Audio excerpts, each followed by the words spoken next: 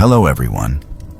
Before we start, make sure to like and subscribe to the channel, and let me know in the comments where you're watching from, and what time it is right now. Airbnbs are meant to feel like home, quiet, private, and yours for the night. But sometimes the layout feels off, or the mirrors seem older than the house itself, and every now and then, guests get the feeling they were never really alone.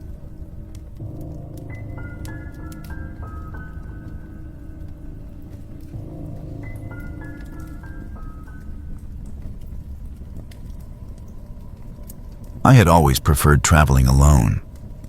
There was a rhythm to it that suited me. No compromises, no obligations. Just the quiet freedom of moving through unfamiliar cities on my own terms. When I found a flat listed in Edinburgh's Old Town, it seemed like exactly the kind of place I wanted. It was tucked into a stone building along one of those narrow, crooked closes that branched off from the Royal Mile like veins. The photos showed uneven wooden beams, antique furniture, worn stone walls, and a certain heaviness in the lighting that felt genuine. The flat looked aged, a little sagging in the way truly old places are. But that was part of its charm. I didn't want polished or sterile. I wanted something with history. The host had left a lockbox outside the door and a printed note on the small kitchen table. The instructions were straightforward, and everything inside was as advertised. The air was cool and smelled faintly of aged wood and old masonry, with something faint and mineral in the background, like damp stone deep underground. The kitchen was compact, crammed into a corner just beside the entryway. And right next to it was a narrow wooden door with iron fittings and an old-fashioned latch that looked older than anything else in the flat. According to the note, the door led to a sealed basement that was used for storage and not accessible to guests. That was all the note said. There was no mention of what was stored down there or why it had been sealed, and I didn't think to ask. My first night passed without anything unusual. I arrived late in the afternoon, spent a few hours wandering around the closes and small shops nearby, and came back with a warm meal wrapped in paper. I ate near the window while watching the shadows stretch across the alley outside. And then I spent a quiet hour reading in bed before falling asleep. The silence in the flat was deep and constant, the kind that made every small sound feel louder than it really was. But I felt comfortable enough, and nothing about the space struck me as threatening or strange. It was on the second night that something woke me around 3 a.m. I didn't sit up immediately or turn on the light. I simply lay still, waiting, unsure of what had roused me from sleep. The air felt different, heavier somehow. And after a moment, I heard a soft creaking sound coming from the direction of the kitchen. It was a slow, steady groan of wood shifting under weight, as if someone had leaned on a step. The sound didn't repeat. After lying there for several more minutes, I told myself that the noise had likely come from the structure settling. I drifted back into a shallow sleep before sunrise. The next morning, I walked into the kitchen and immediately saw that the basement door was no longer shut. It was open just a few inches, the old latch hanging loose, the edge of the door resting silently against the kitchen wall. I hadn't touched that door since arriving. I stood in front of it for a long time, staring into the black gap that led downward, and felt a tightness build in my chest that I tried to dismiss. Eventually, I stepped forward, pushed the door closed, and pressed the latch down until I felt it catch. To make sure it stayed in place, I pulled one of the wooden chairs from the table and pushed it tightly against the door. That night, I made sure the latch was secured again before going to bed. I placed a stack of guidebooks on the seat of the chair against the door, figuring that if anything moved it, the books would fall and wake me. I left a small light on in the hallway and shut the bedroom door. I didn't sleep well. Every faint sound made me sit up in bed and listen. I kept imagining the soft scrape of something shifting just beyond the wall. When I stepped into the kitchen the next morning, the door was open again. The latch had been unhooked. The chair was pushed a few feet away from the frame, and the books I had left on the seat were still perfectly stacked. Nothing had fallen. Nothing had made a sound. But the door had still been opened. I stood there in the early morning light, staring down into the narrow opening, and felt something sink inside me. Not fear exactly, but the early shape of it. I examined the hinges, tested the latch, pushed the door open and closed several times, but it held firm every time I did it. The only way it could have come open again was if someone had moved the chair, unlatched the door, and opened it quietly while I had been sleeping. By the fourth night, I was barely sleeping at all. I lay awake listening to every shift in the wood, every sigh of the wind against the windows, every subtle noise that rose from the lower floor. It was close to 3 in the morning when I heard the creaking again. Slow, steady pressure against old wooden boards, as though someone were walking carefully on the stairs below. The sound didn't echo. It didn't repeat quickly. It was deliberate. When it stopped, I didn't move. I kept my body still, eyes open, heart beating too hard against my ribs. Then I heard another sound, quieter than the creaking, but unmistakable. I heard the sound of breathing. It was faint, but it wasn't my own. It came from beneath the floorboards, muffled by stone and wood, but steady and alive. I could hear the inhale and the exhale, slow and even, like someone was standing at the base of the stairs behind that basement door. They weren't moving. They weren't trying to be heard. They were just there, breathing in the dark below me while I lay awake, barely able to swallow, too afraid to shift the blankets. I stayed frozen for what felt like 20 minutes before I finally got out of bed, pulled on my coat, and quietly walked to the kitchen. The chair was not in front of the basement door anymore. It had been moved again, not knocked aside, not shoved out of the way, but shifted gently, as if someone had pushed it slowly and silently across the floor. The door itself was partially open, and the gap looked just wide enough for a person to slip through. I grabbed my bag, stepped into my shoes, and left the flat without turning around. I didn't bother to turn off the lights or gather the rest of my things. I walked until I reached a part of the city where the lights felt warmer and people were beginning to stir for the day. I found a small cafe that opened early and sat there with a hot drink between my hands, staring at the wall without really tasting anything. My hands were trembling and my thoughts wouldn't settle. Later that day, I contacted Airbnb directly and explained what had been happening. I didn't message the host. I didn't want any explanation from him. I submitted everything I had. The details of the door, the repeated openings, the breathing, and the movement of the chair. After a series of messages and phone calls, they agreed to send someone to the property. The inspector arrived the next morning and accessed the basement through the exterior storm doors, which the host had claimed were sealed and unused. The inspector found a mattress laid out against the far wall, thin and stained from use. There were food wrappers, discarded containers, and a melted candle stub stuck to the edge of a rusted tray. One sneaker lay half buried beneath a rolled blanket. The space was cold and smelled of rot and mildew. Someone had been living down there.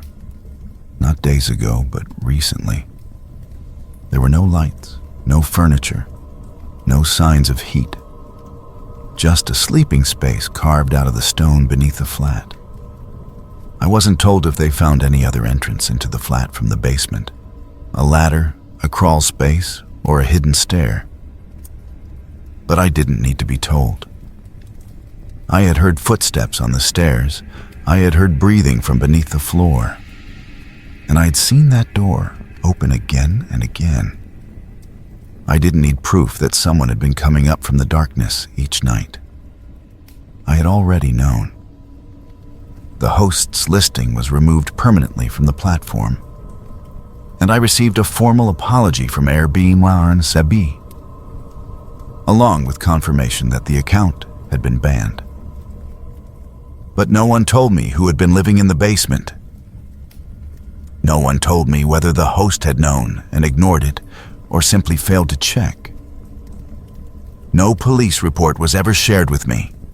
No suspect was ever found. The space was sealed again, and the matter was closed. I never returned to collect the rest of my belongings. I left the city the next day and flew home without rescheduling the rest of the trip. I never booked another ground floor apartment, and I never stayed in a place with a locked door I didn't have the key for. I still remember the sound of that breathing. Not fast, not strained, but steady, as though someone had been standing perfectly still at the bottom of the stairs in the dark, waiting for something I never understood.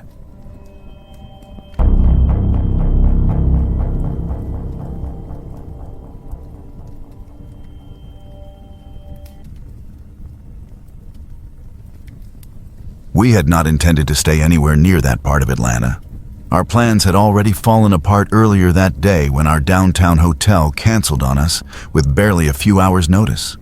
The email simply mentioned maintenance issues, some vague excuse about plumbing failure, and offered a refund we didn't have time to argue about.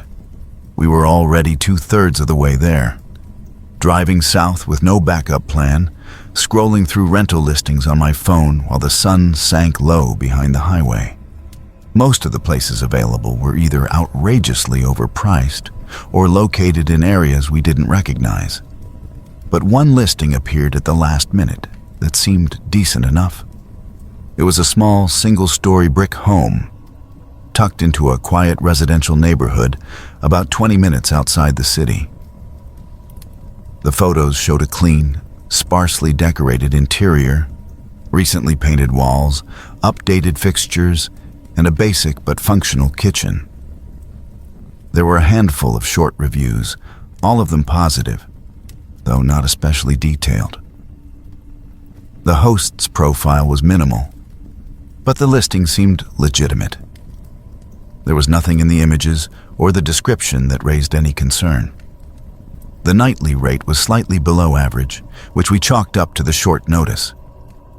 We booked it immediately and headed that way.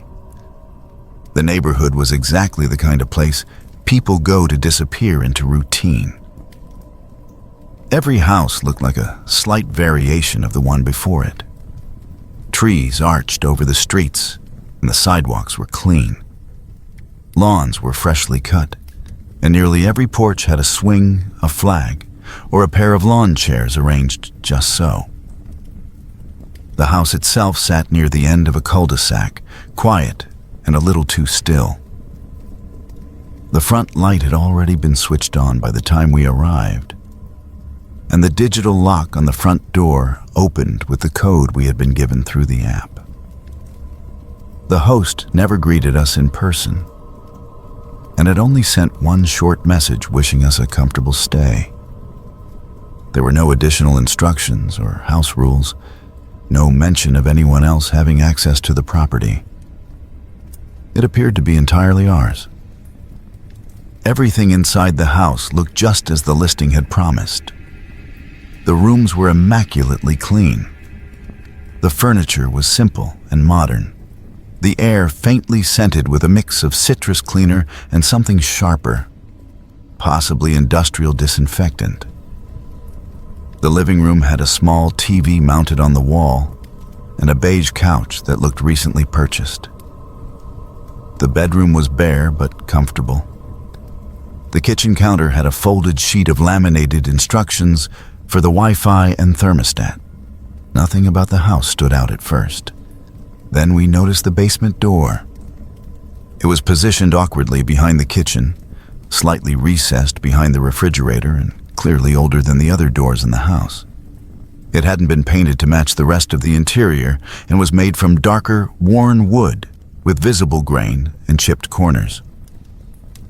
Most noticeably, the door had been sealed shut with a thick metal chain, looped through the handle and affixed to a heavy-duty padlock.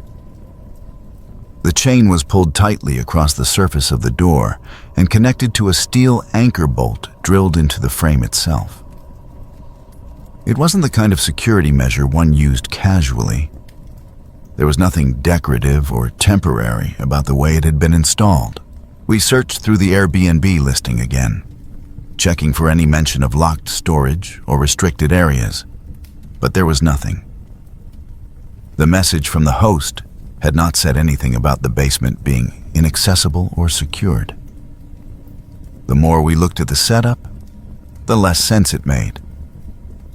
If it truly was just a storage space, then why the chain?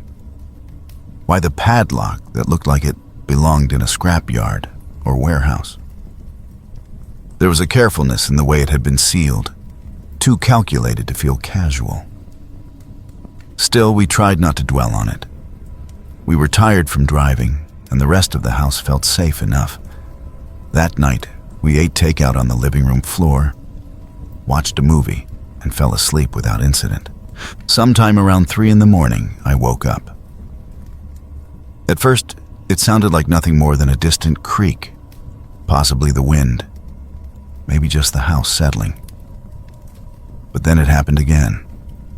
A low, dull impact, something heavy striking wood. It repeated at steady intervals, each thud slightly more deliberate than the last. The sound was coming from beneath the floor. I lay still in the darkness, listening. The room was quiet except for the humming of the ceiling fan. The sound came again, measured, consistent, always the same. It did not resemble footsteps or shifting furniture. There was a weight to it, a heaviness that couldn't be explained away by pipes or temperature changes. The noise lasted several minutes, then stopped as suddenly as it had started. I did not move for the rest of the night. I stared at the ceiling, wide awake, every muscle locked in place. The next day, we didn't say much about it. We walked around the city, visited a museum, and tried to convince ourselves it had been an animal, a vibration from passing traffic, or something equally mundane. But by evening, I found myself checking the lock on the basement door. The chain had not moved. The padlock still sat firmly in place. But I could not ignore how close the sound had felt the night before. There was no insulation between the floor and whatever lay beneath it. That second night, the noises came back, louder and stranger than before. It started with that same dragging sound, as if something was being pulled across concrete. Then came the knocking again, but it was slower this time, uneven, like it had become difficult to maintain rhythm. And then, buried in the quiet between each sound, came a voice. It was faint, muffled by distance and walls, but unmistakably human. I could not make out the words, only the cadence, the sound of someone murmuring. The tone was low and steady, not panicked, not loud, just persistent. I did not sleep that night either. My partner remained silent in the bed next to me, but I could tell that they were awake. I could feel the tension in the way they breathed, shallow and still. That morning, I opened the Airbnb app and sent a message to the host. I wrote clearly, explaining that we had heard noises from the basement and were concerned. I asked directly whether anyone had access to the space or whether it was being used for any purpose during our stay. The message remained unread. By the afternoon, the host's profile had disappeared entirely. The listing was still active, but his name, contact details, and review history had been erased. We left the house that evening. We packed quickly, avoiding the back of the kitchen and that sealed door, and sat in the car parked at the curb for nearly 40 minutes. The house looked perfectly still from the outside, with the curtains drawn and the porch light glowing steadily. I stared at the windows and could not shake the feeling that something inside was waiting. I made the decision to contact the police. The officers arrived not long after. 2 patrol cars, both idling quietly at the curb. I explained everything. What we had seen, what we had heard, the door, the chain, the missing host. They listened carefully and asked a few basic questions, then entered the house with flashlights and gloves. They moved from room to room without speaking much, only stopping when they reached the basement door. One of them examined the chain while the other called something in over his radio. A few minutes later, they retrieved a pair of bolt cutters from the trunk of the cruiser. When the padlock snapped, the sound echoed through the hallway. The chain dropped slowly, clinking against the wood as it fell. The door creaked open, revealing a stairwell that led down into complete darkness. The smell hit almost instantly. It was thick and foul, stale air mixed with the distinct scent of rot. The officers went down the stairs first, their flashlights cutting through the gloom. I remained at the top, trying to listen, straining to make out their movements. For several minutes, there was no sound. Eventually, one of them came back up and quietly asked us to step outside. They told us nothing that night, only that the space would be sealed and the house added to an ongoing investigation. They said we should find another place to stay immediately and offered no additional details. Later that week, news reports confirmed what we had already feared. The house had been linked to the disappearance of a teenage girl from Douglas County, missing for over a month. The police had not initially connected her to that address until an anonymous tip had led them to re-examine short-term rentals in the area.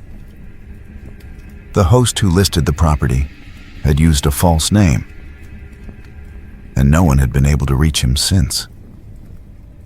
The room beneath the house was described in the report as small, windowless, and entirely bare, except for a stained mattress, a 5-gallon plastic bucket, and a chain bolted to the wall. Scratch marks had been found along the base of the door, dozens of them, overlapping, some deep enough to cut through the wood. The girl had not been found. No arrest was ever made. The host vanished without a trace, and the house was eventually listed for sale. When it was relisted, the photos showed a newly painted basement door. No chain, no mention of anything unusual. But I still remember everything about that place. The sounds beneath the floor, the quiet hum of the house at night, the way the voice drifted up from the darkness, soft but insistent. I remember the mattress that was still warm when the officers stepped into that room. And I remember the small object I found on the floor near the base of the door just before we left. It was a fingernail, broken, jagged, and streaked with something dried and dark. It had been pushed through the narrow gap beneath the threshold. A final attempt, small, desperate, and silent, to be found.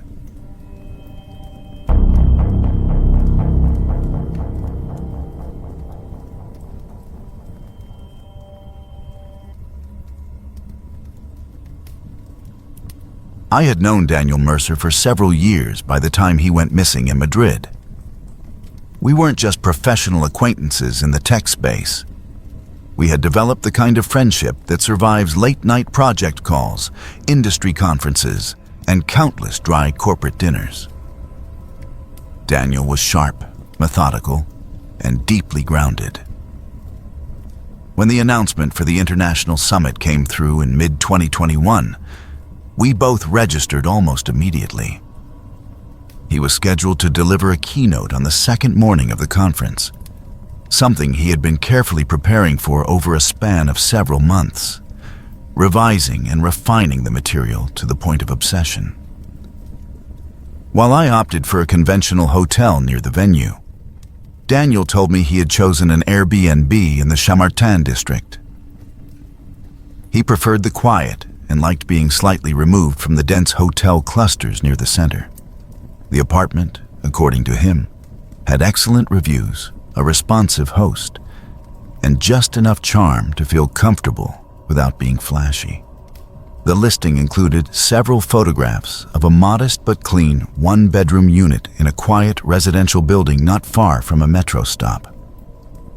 The host went by the name Luis Herrera and had apparently met dozens of guests in person before. Reviews praised him for punctuality, attentiveness, and a habit of leaving handwritten welcome notes. Daniel found that kind of thing reassuring. He flew in on a Tuesday afternoon and landed in Madrid several hours ahead of me.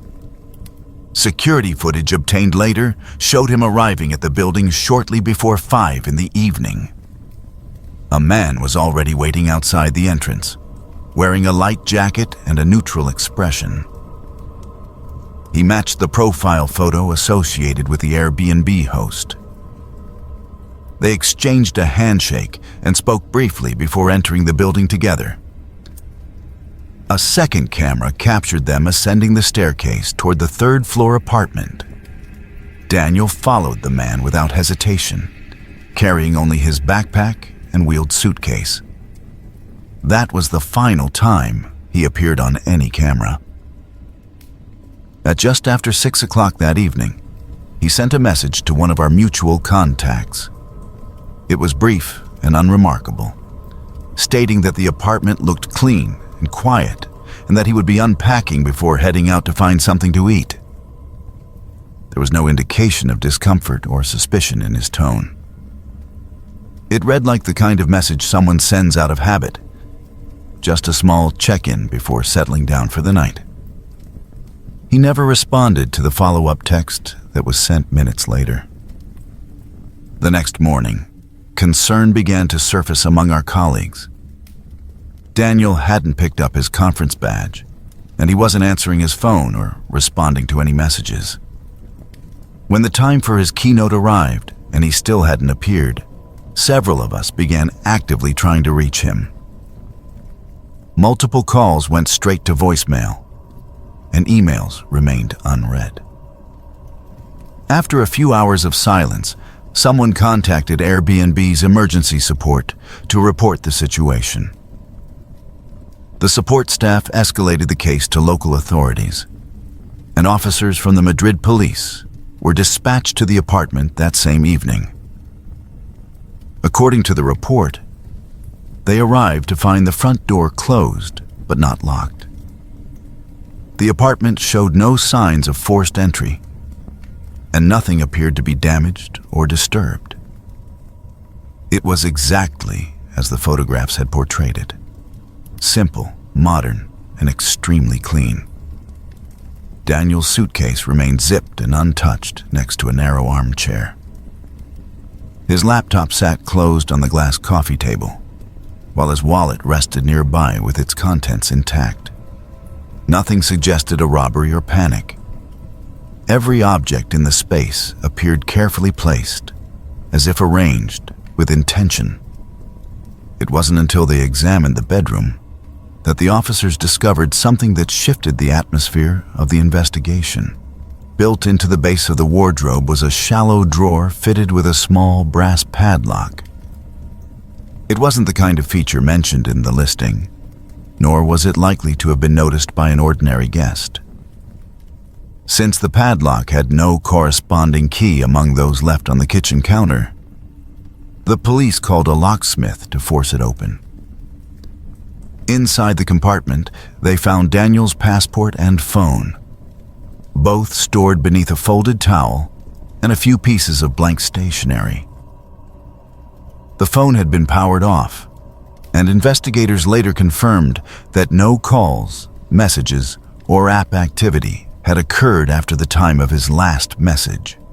The placement of the phone and passport inside a locked drawer, especially one not intended for guest use, created a chilling implication.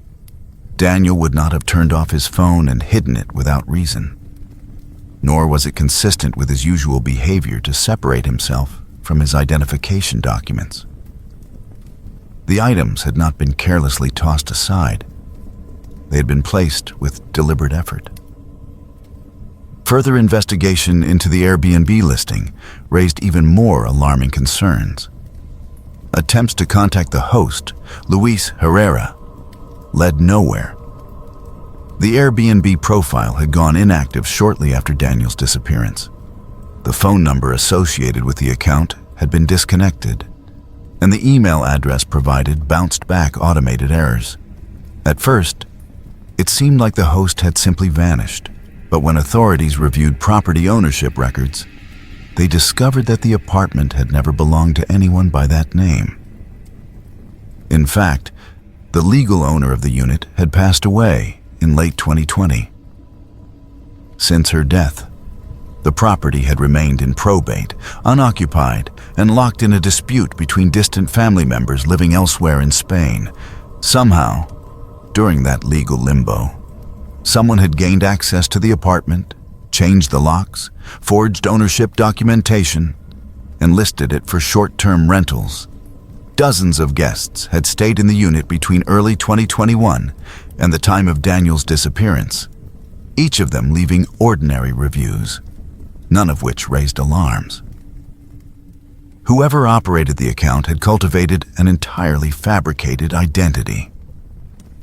The platform's verification system had failed to detect anything fraudulent.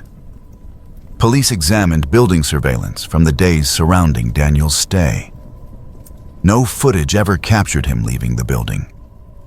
There were no signs of movement late that night, no unauthorized entries or unusual traffic. Neighbors reported nothing suspicious. One resident remembered hearing faint footsteps on the landing around dinner time, but nothing loud enough to indicate distress. Authorities pulled additional footage from nearby intersections, metro stations, and storefronts, hoping to catch a glimpse of Daniel outside the building. There was nothing. Interpol became involved shortly after the initial findings. A red notice was issued for the man known as Luis Herrera, though no official name, birth date, or government ID had ever been verified. The image pulled from the stairwell footage was of poor quality. The baseball cap obscured most of his face, and there were no visible features that would distinguish him from countless other men. Attempts to match the image to European criminal databases yielded no results. There were no fingerprints found in the apartment that tied back to anyone identifiable. No traceable digital footprint existed for the host outside of Airbnb. He had used prepaid phones and falsified credentials. Every lead ended in silence. The story received international attention for a brief time. Several tech outlets published articles about Daniel's disappearance. Some podcasts and amateur investigators picked it up and began speculating about trafficking rings, targeted abductions, or elaborate scams. Online forums generated hundreds of theories, each one more elaborate than the last, but none of them produced actionable leads. The investigation continued quietly in the background, but without a suspect, a motive, or any concrete evidence of what had happened inside that apartment. There was nothing more to pursue. Eventually, the apartment was removed from all rental platforms. The unit was sold to a new owner who had no connection to the events that had occurred there. The locks were changed and the interior was renovated. No plaques or markers remain. From the outside, the building looks identical to 100 others in Madrid. I visited the apartment once, several days after Daniel had been reported missing. The police allowed me to walk through the space while they continued their investigation. It felt disturbingly normal. The curtains were drawn, the floor was swept, and the refrigerator still hummed quietly. There were no signs of chaos, no remnants of violence. And yet the silence inside that apartment felt unnatural. Too quiet, too careful. It was as though someone had gone out of their way to erase every trace of what had occurred. To this day, there has been no update. No one has come forward. No sighting has been reported. Daniel Mercer disappeared from a fully furnished apartment in a quiet Madrid neighborhood without leaving behind a single explanation. His belongings were found precisely arranged, his documents deliberately hidden, and the man who met him at the door has never been identified. Nothing about it adds up. Nothing ever did.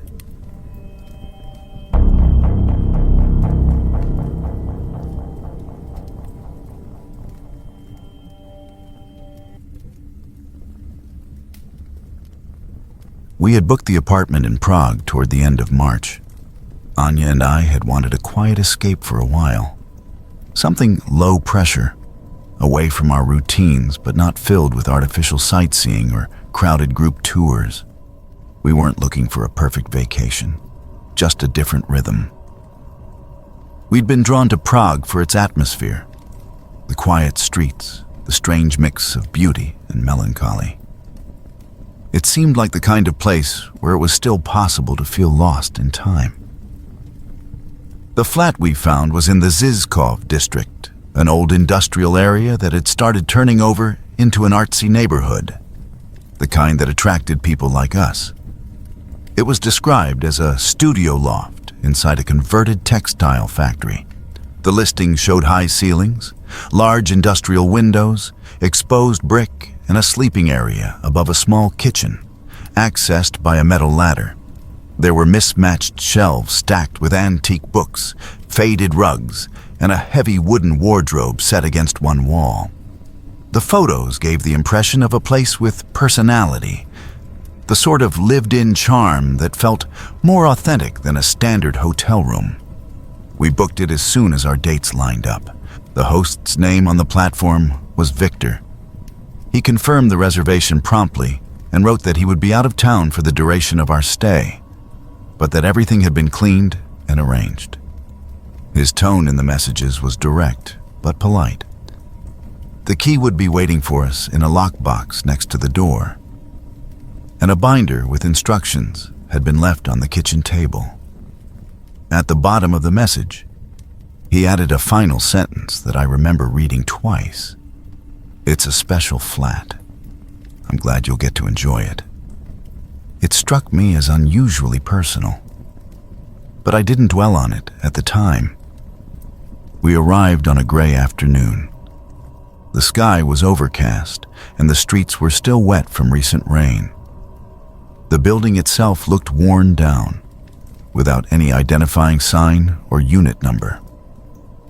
It was made of dark red brick and had a tall iron gate that opened to a courtyard filled with broken tiles, stained cement, and rusted pipes.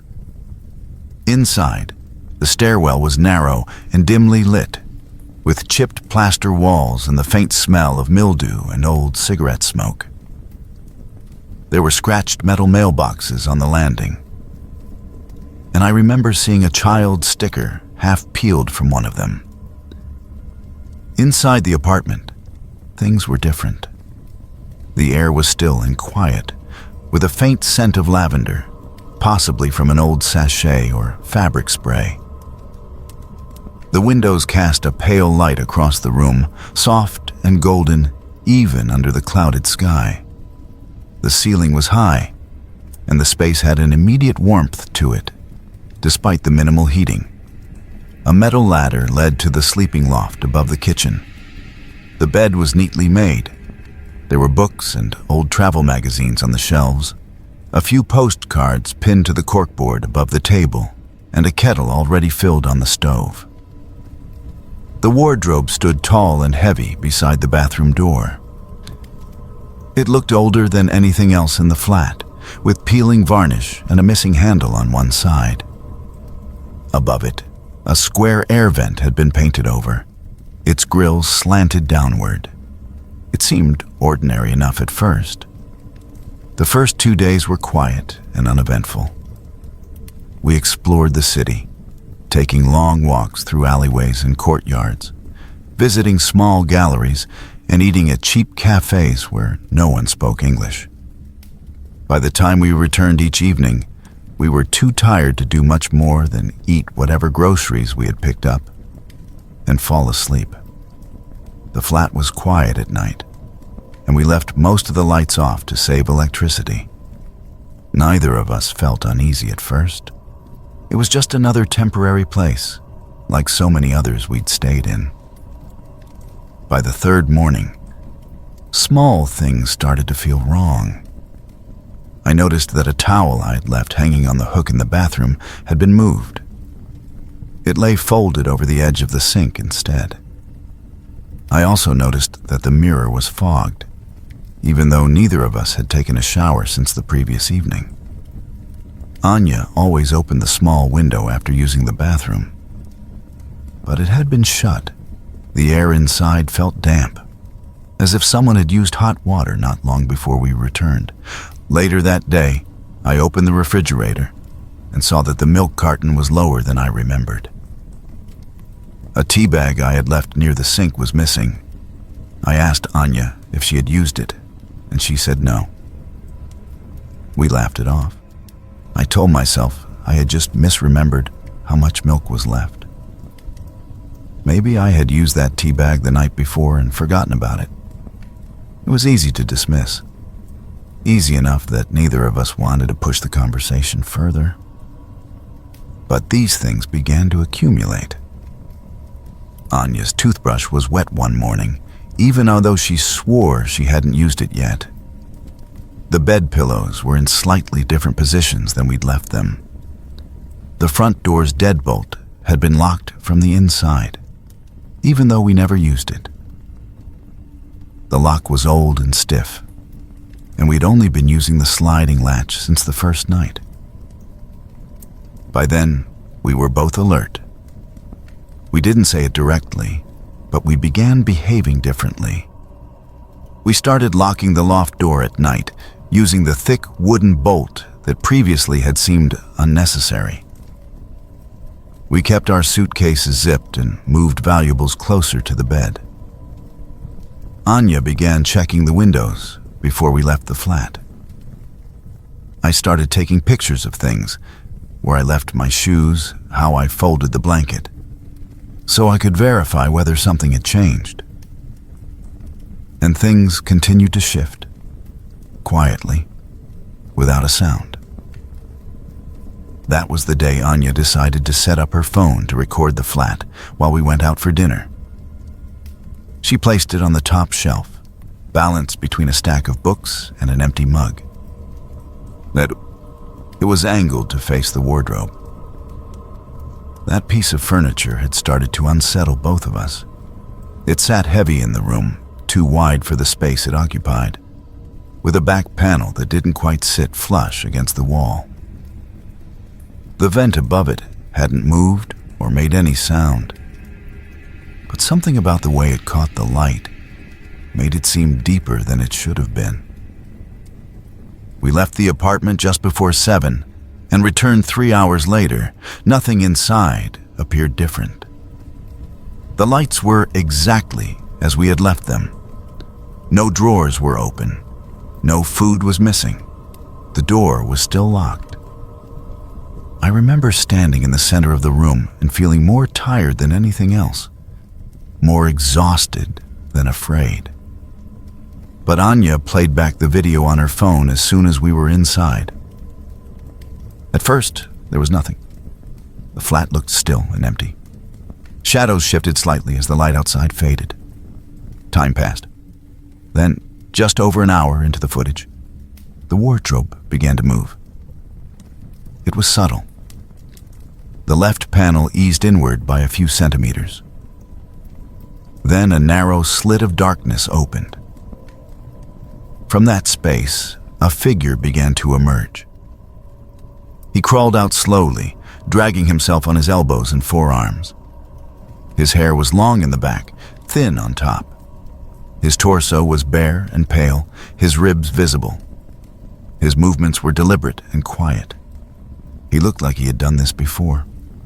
Once he was fully out, he rose to a crouch and walked into the bathroom. He stayed inside for several minutes. When he came out, he opened the refrigerator, lifted the milk carton, and drank from it directly. He wiped his mouth with the back of his hand and turned toward the ladder leading to the sleeping loft. He stepped onto the first rung, then stopped. He leaned forward, his head tilted upward, listening. He stood there for a long moment before stepping back down and walking to the wardrobe. He dropped to his knees, crawled back inside the opening, and reached up to pull the panel closed behind him. It latched with almost no sound. 2 minutes later, we returned through the front door, unaware. We didn't speak. We each grabbed the essentials, our passports, wallets, phones, jackets, and left. The door closed behind us, without a word. We didn't stop until we reached a hotel downtown. The staff looked at us strangely, but they gave us a room without asking too many questions. We filed a police report the next morning. There was a translator on duty who helped us explain what had happened. We showed the video, answered their questions. They were professional, but not surprised. The officer taking the statement didn't even look at the footage twice. She asked for the listing details and told us they would follow up. We never heard from them again. Airbnb contacted us days later and confirmed the listing had been taken down. The host, Victor, had been using false information. The same bank account had been linked to at least 3 other flats across the city, all now removed. We were refunded. An apology was sent. Nothing else came of it. They never found the man. They never even gave us a name. Just an ending without resolution. Since then, I have never stayed in a rental without checking the walls, the ceilings, the air vents, the crawl spaces behind furniture that looks like it's meant to stay still. There are places people can hide in the architecture of a home.